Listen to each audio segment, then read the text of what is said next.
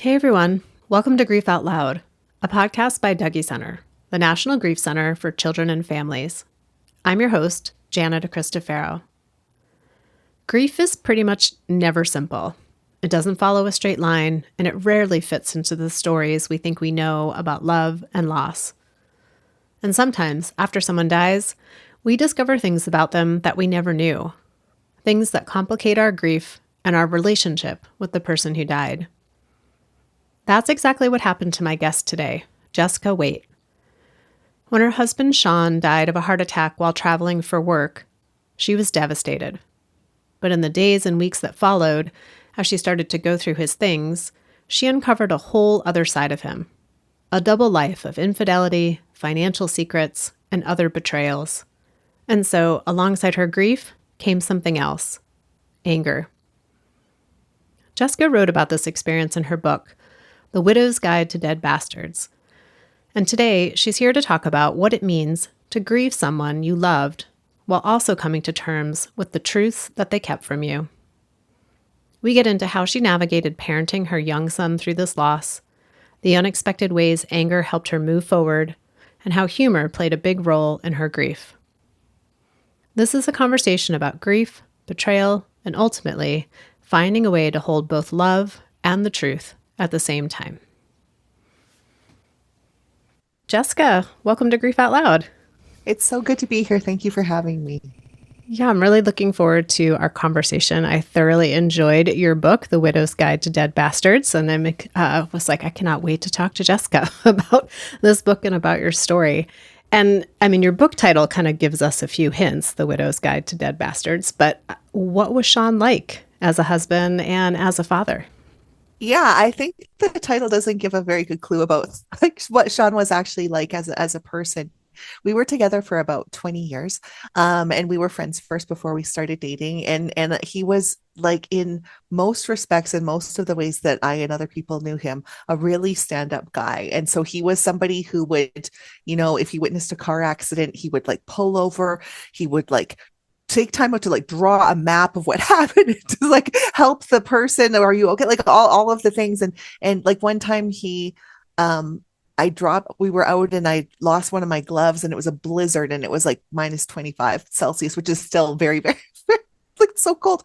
And he went out and like, it took him like half an hour of looking and he came back with it. So like, those are the kinds of things that he would do. And that was the kind of person that I knew him to be, a really like tender and caring guy. And things weren't always perfect in our marriage. He definitely had some mood swings and that kind of thing that I was aware of, but he was like, for the most part, a good husband and a good dad and somebody who I really respected and admired when he was alive. So it was not an obvious or easy choice for me to put such a provocative title on the front of this book, but I decided to go with it for a couple of reasons. But the main one is that you can have a sense that this book is starting out with someone who's angry for some reason. And that was certainly true as my story unfolded, that like I'm angry at the start. Well, at the beginning of the book, I'm sad because Sean dies. And that's what I know for a week, that he's died. And then like soon I begin to discover that he was keeping secrets from me. And that's when the anger comes in. So that's what's happening at the beginning of the story. Well, I know we're going to talk a lot more about Sean and what you uncovered, but I want to stick with you for just a moment, which is, a lot of people talk about the before and after of grief, of it being this really dividing line and how everything can change when someone dies, especially for the person who's left behind grieving. So I'm curious, tell us a little bit about who you were in the before. Yeah, so there's such a clear dividing line like in the before and after of my life, and I didn't think a lot about like who I was before, but I would say in the immediate time before Sean died, I was really someone who was primarily concerned with the care and well-being of my family. We had a son who's 9. I was a stay-at-home parent for him and supporting Sean and his career, which had really taken off. And before our son was born, I had been, a professional working person. I worked as a teacher, and then I had gone back to school into civil engineering. So I've done a bunch of things in my work life. But in terms of where I was focused, it was really just on like, it's funny, like you have a baby, like it's like, are you meeting your milestones, like are they walking developing at a certain rate? I think that sort of in some ways doesn't end. It's like, how's my son doing in school? Does he have friends? How are we all doing? So I was very concerned about how's everyone doing, and are we meeting the cultural milestones that are expected for us. And I'm remembering now that there's a line in the story where I say to my brother-in-law, like, I was living in the Sean show, because I had really like I think in a lot of ways, because he was like our sole breadwinner and he was doing really well, I'd invested a lot of my own life energy into like him and what he was doing and how he was doing when he died. That there was a big thing to reckon with about like who am I without Sean? Yeah. You alluded earlier to anger, and I'm curious, before Sean died, what was your relationship like to anger, to your own anger? I think I was pretty good at swallowing it.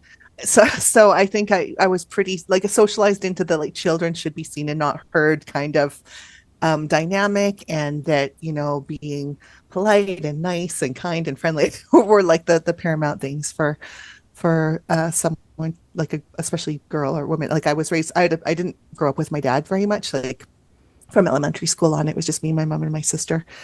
But yeah, my mom didn't really love back talk or that sort of thing. And so I think I was pretty good at swallowing it down and carrying on. And I know we're going to hear more about how your relationship to anger really changed. Yes. So let's start with sort of they call it in law, in a courtroom, right? Like discovery. And I feel like you went through that experience. And a big part of what changed you in the after was uncovering the secrets and the lies that Sean had been keeping. So how did you start to uncover those, and a little bit about what you discovered? Sure. So Sean happened to be on a business trip when he died, and he was in the airport on his way home to Calgary, where we live. And so it took some time for his personal effects to arrive. They actually arrived on the day of the funeral, but I didn't open the box of stuff because I was on my way and dealing with the funeral. And so the next day after the funeral, I opened up the box of his things, and it was just the base, like his laptop and clothes and his wallet, but in his wallet I found a couple things that were strange to me. And like one of them, it was a frequent bud buyer card from a marijuana shop in Denver, Colorado, where he was commuting to, and and pot was legal there, but not where we lived. And so I'd ask him, have you tried legal weed? And he said no. But this thing was like almost completely filled up, and it was like, wait, what? Why did he lie? So it was like just very strange that he lied. And then there was a credit card that I didn't recognize. And so anyway, so I started to find out, that he was hiding a lot of things, financial secrets, hidden debt, the drug use. And then when I somehow guessed the password to his iPad, which I still don't exactly know how I was able to guess that, I started to find infidelity, and that he had been basically cataloging and hoarding pornography since the advent of the internet. So he had this like enormous cache of porn. So all like, I knew things weren't perfect in our marriage, but I didn't know about all of this. And so it was really hard to reconcile like the good guy that I have described with all of the secrets, that like he was a really good compartmentalizer. I knew that. I knew he was good at compartmentalizing, but I didn't realize like how much he was hiding underground. Yeah. So yeah. So that if we're kind of come back to anger, I imagine that anyone who, has ever felt betrayed or has found like, a massive secret or something knows, like it's just that feeling of like dread and then outrage and shock. And so I had all of those feelings, but the anger, was the biggest one, because how it felt to me was that I had been sort of holding down the fort, and I'd been putting up with some of Sean's bad moods, thinking, well, he's really stressed out because he's working so much. But he's successful because he's working so much. And that's why, so I needed to like eat some of that garbage that he was feeding my way. Then I'm like, oh, that's not why he was stressed. He was stressed because he was living a double life. And so just being so duped made me like really mad.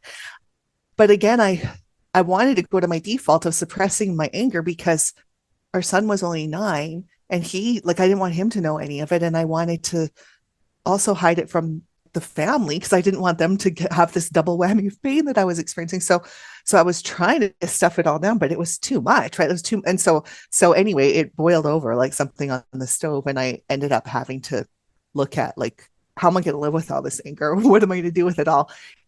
And then I did start to appreciate fairly early on that it was helping me in some ways, like clearing all his stuff out, or like that kind of thing, because it's so motivating and I had to be doing something, so it helped me keep moving in some ways. But it was really, I had to get some like help from professional counselors to deal with it, because it was like way too much to keep inside. This might be an impossible question, but as you were uncovering these different pieces of Sean's life that he had kept from you, was there one aspect of things he was doing or engaging with that like really was the hardest? Yeah, there's one thing that was the hardest of all. Oh, see, it's like I can feel it activating some sadness in me even now. And it's that, this is going to be a strange answer that you probably weren't expecting, but one of the things that made Sean and I close was that we were sort of really well matched. Like we were well suited intellectually. We both loved playing games, and one of our big hobbies was playing board games. And like, so we love to go like mono and mono. I think that thing is like, you kind of make each other better if you're like a worthy adversary to the other person.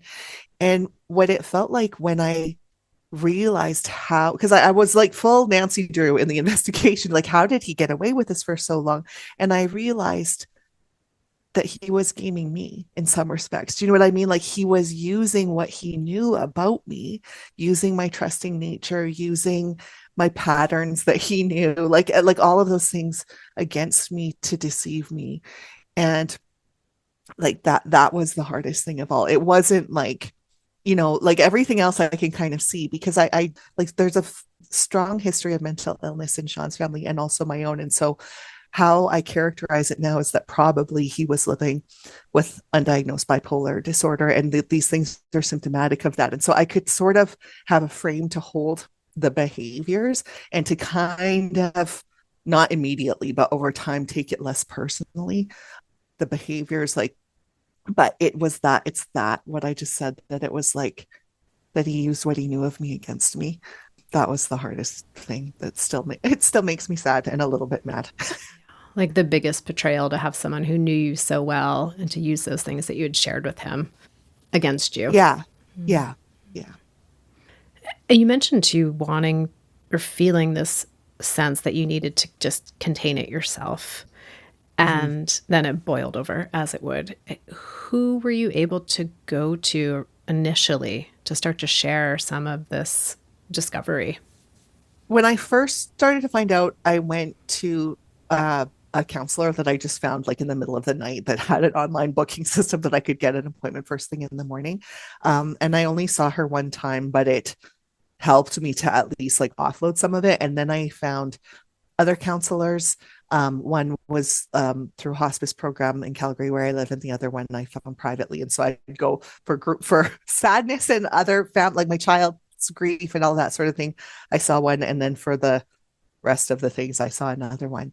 And then I started to do some other like journaling, writing, and then I started to do some body modalities, and each of those things helped in its own way. So I definitely went through like an evolution of healing. Like I sort of take one thing as far as I felt it could take me, and then move to something else to kind of see what worked. Yeah.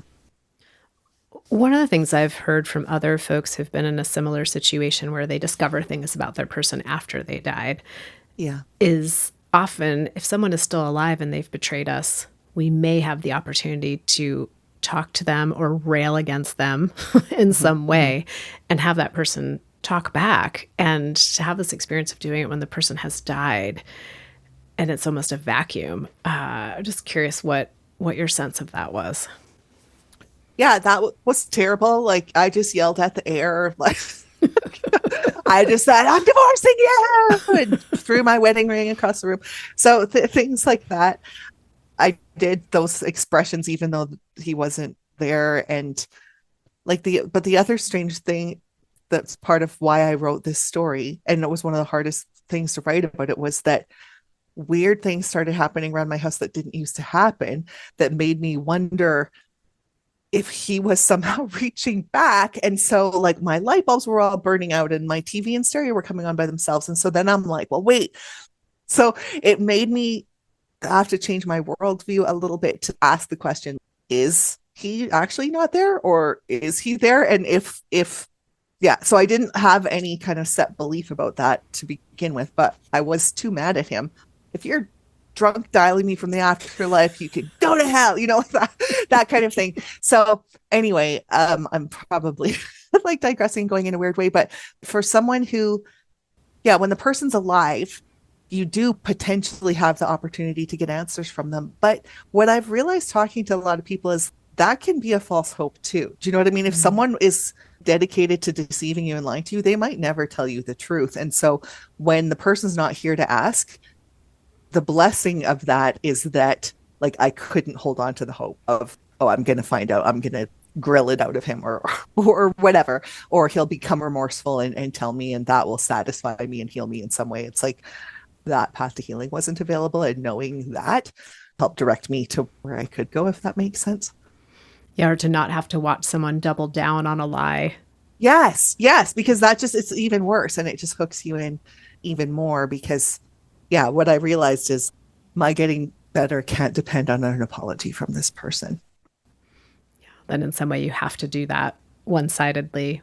How I think about that now, it's is that, in like, I've done a ton of studying about like brain science and the science of perception and how we know things and how we make sense and make meaning of things. And like, I realize we're actually always deciding what to believe. It's just that the decision's usually pretty straightforward. So it happens automatically. We don't know that we're making decisions about it. But when something happens that's like unusual, and then you're forced into like looking, examining the decision, then it actually gives you some choice. And so as I kind of like slowed down and went a bit slower, I'm like, well, if I need an apology, maybe that apology can come from a friend saying, I'm so sorry that this happened. Do you know what I mean? And it's like, and then that, like, letting that be the apology that I feel that I need, that I can move on, something that I can attain. Well, and I'm recognizing too, I'm talking to you almost 10 years after Sean's death, Yes. and 10 years after the discovery, and 10 years of all the work that you've done and the book that you've written. So I wonder if we could go back to like initial 6 months to first year Jessica, who's also parenting your son, Dash, who's 9 at the time. What was it like to try to sort through like this information you're discovering while you have this child who's grieving a father that he knew to be a certain way, and deciding what to share or not to share with him? Yeah, it was really hard. And one of the things that I knew, I guess this is just part of my value system, is that I wanted Dash to grow up okay. And that, like, I knew about adverse childhood experiences, and I'm like, oh my gosh, the death of a parent is such a big one. And is there any way that I can like mitigate that or shore it up? And so I was trying to be like superhuman in not making it worse for him. And I thought that if I revealed any of Sean's secrets, or how I was like not doing well, or that kind of thing, that would make it worse for him. And so I tried to like protect his dad's image, keep the good memories alive, keep like talking about, like, whenever he wanted to talk about his dad or celebrate a birthday or Father's Day, those kinds of things, like to always do that. And it was really hard for me.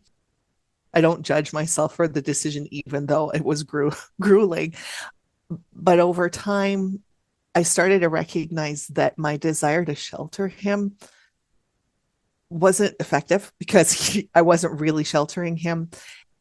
It was making me a little bit untrustworthy, because I was pretending something that wasn't really true.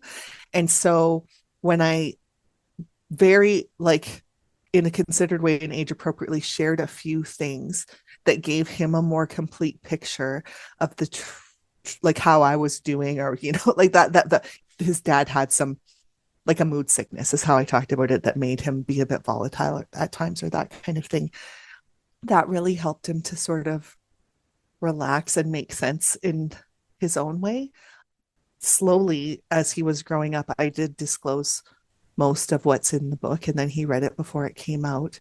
But that was like over 8 years as he was maturing into an adult. And so I guess the shortest answer is it was hard and I did the best I could at first, trying to be the mom and the dad and keep the dad alive. Like, you know what I mean? Like I tried to do everything that Sean would have done and everything. And then realizing I can only be the mom and that has to be good enough. Like, and just letting myself off the hook for all the ways that it was imperfect and all the ways that the legacy of these secrets, like that we were carrying them forward and that we had to have some choice around that instead of dragging it like a yoke behind us for the rest of our lives, if that makes sense. Well, as you were talking, I was imagining, in a sense, Sean's secrets, once he died, became a way that he was living a double life. And then you were stepping into this place of living a double life with your son.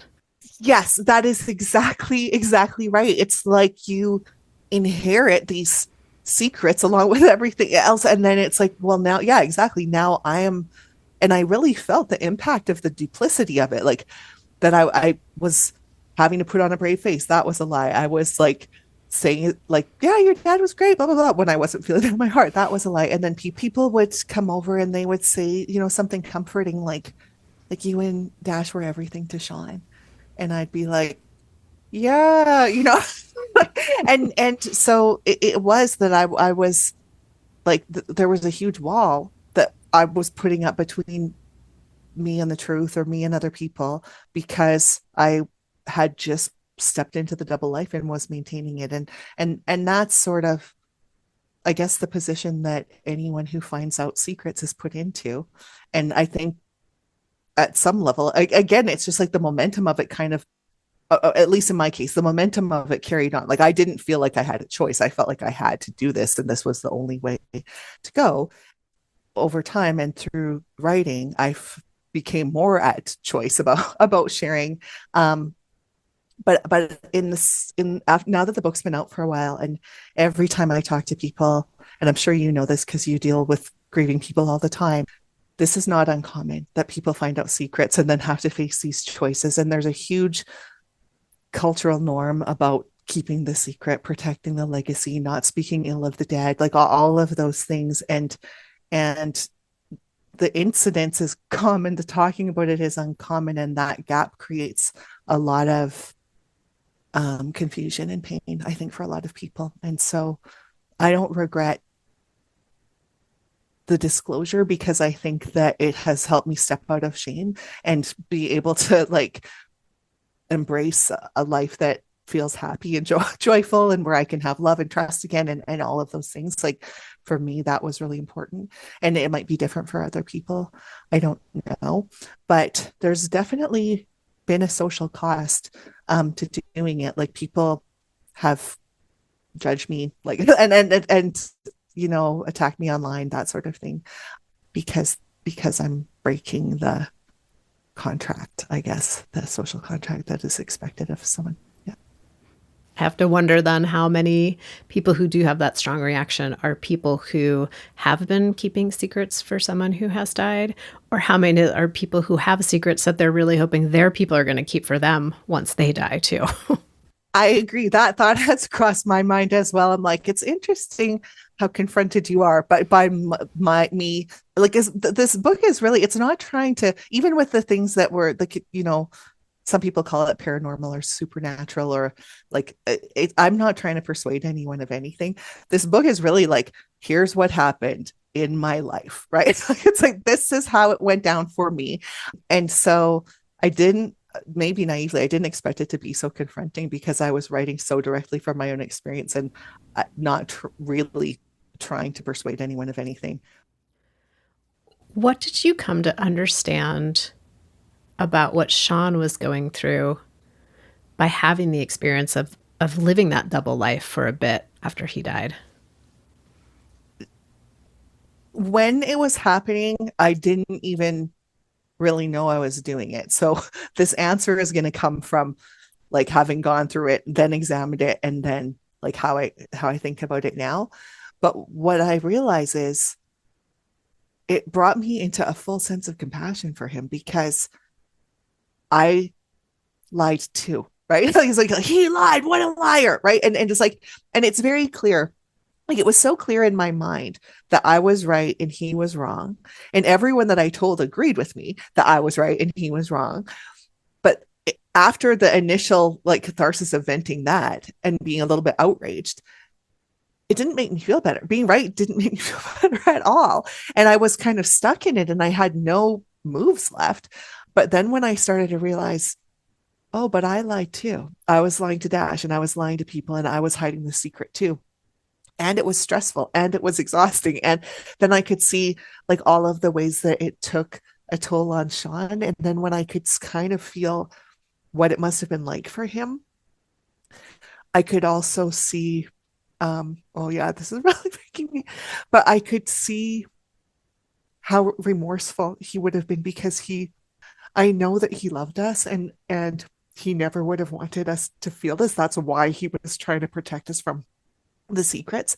And I'm not seeing this as like to be an apologist for bad behavior or but just that like that's how I came to be able to have compassion, was realizing, like you said, that I was doing a double life too and I was lying too. And if I can do that and have the reasons why I'm doing it, then so can anyone else. And then that's what made it feel less personal.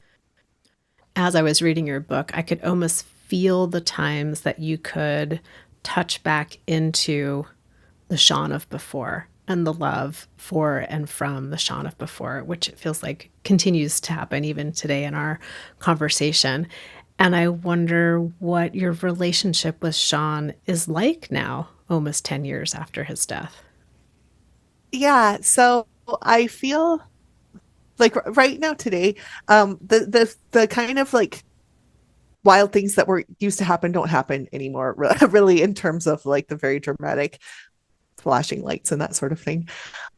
When I think about Sean, I used to just instantly be enraged or I'd instantly be crying or that sort of thing. But I feel like, yeah, kind of a love for the whole man, that maybe I didn't even have when he was alive because I didn't know like this side of him that I have compassion for now.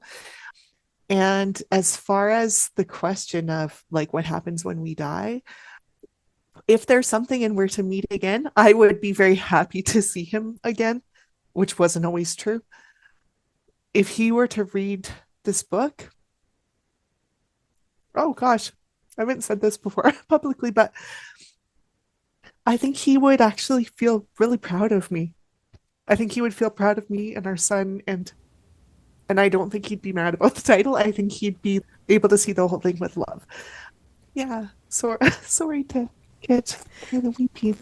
Are you apologizing for crying on a grief podcast? I'm Canadian. It's my nature to apologize. I would say it's socialized across all of us everywhere all the time. As soon as anyone cries, they immediately apologize for it. I know. I'm sure you're right. Humor seems to be a big part of your writing and even in your describing of your story. How has it been useful for you? I think sometimes you just have to laugh. Like even when things are at the worst, laughter can really help, and it helps us to see that things are absurd. And it actually helps me to like get a little bit more playful and curious. And then when I'm more playful and curious, I feel like I've talked about having moves. I guess it's like if I'm being stuck or if I have like a move to make or a way that I can see that I can go to take the next step, laughing really helps me with that. And so I hope the humor in the book helps other people to get through it too. Grief in general can really shift family dynamics, relationships with people. And then when you add in the complicated layer of discovering something about someone who died that they were maybe keeping secret or that the secrets may have been causing harm. How did your discoveries about Sean shift the relationships you had with his family, your family, friends, other people who knew both of you?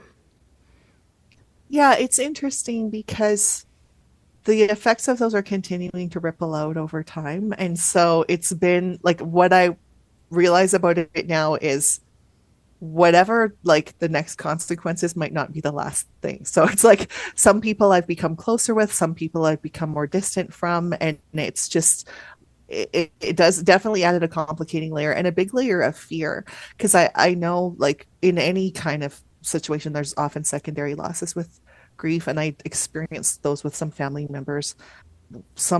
Like we've made amends in some cases, in some cases not. So I'll just say I had to make some new friends because I did lose some friends, but I'm glad to have those new friends too. Well, Jessica, one of the things I really appreciate about you and your decision to go public with your story is that one of the missions of Grief Out Loud is to ensure that we're telling the stories that aren't getting told about grief, and to try to broaden what this dominant narrative is around grief, that we love someone, they die, we're sad, we do 10 steps to be more resilient, we move on from it, but we never move on from them. And it was a loving, wonderful relationship. And I'm like, that is not the end of the grief story. There are so many more permutations of that storyline. So I'm grateful to your book for knowing that other people are going to be able to go to the bookstore or online and see your title, The Widow's Guide to Dead Bastards, and be like, oh, yeah, that's going to maybe be a reflection of my experience that no one else is talking about. So thank you for the decision to share your story with the world. Oh, thanks, Jana. It's it's such a big journey, and I appreciate your podcast for those very same reasons, so that we can, round out experiences and feel less alone and find each other. It's so important. So thank you.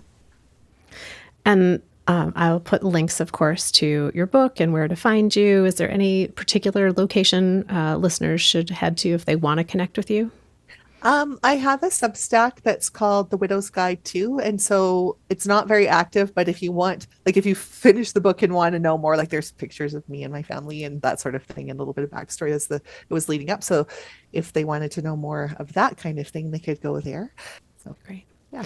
Well, listeners, that'll all be in the show notes for you to find. Jessica, thank you again for your book and for taking time to talk with me and be part of Grief Out Loud today. It was an absolute joy. Thanks, Jana. And listeners, I say this each and every time, but thank you for being part of our community. We are in our 10th year. 2025 is 10 years of Grief Out Loud. And I'd love to hear from you. You can email me at griefoutloud@dougy.org. That's DOUGY.org. That's also our main website, where you can find all of our free downloadable resources, information about our local programming in Portland, Oregon, and also each and every episode of Grief Out Loud. I'm always excited to share that the podcast is sponsored in part by the Chester Steffen Endowment Fund. Grief Out Loud is a production of Dougy Center, the National Grief Center for Children and Families in Portland, Oregon. Thanks again for listening. We hope you'll join us again next time.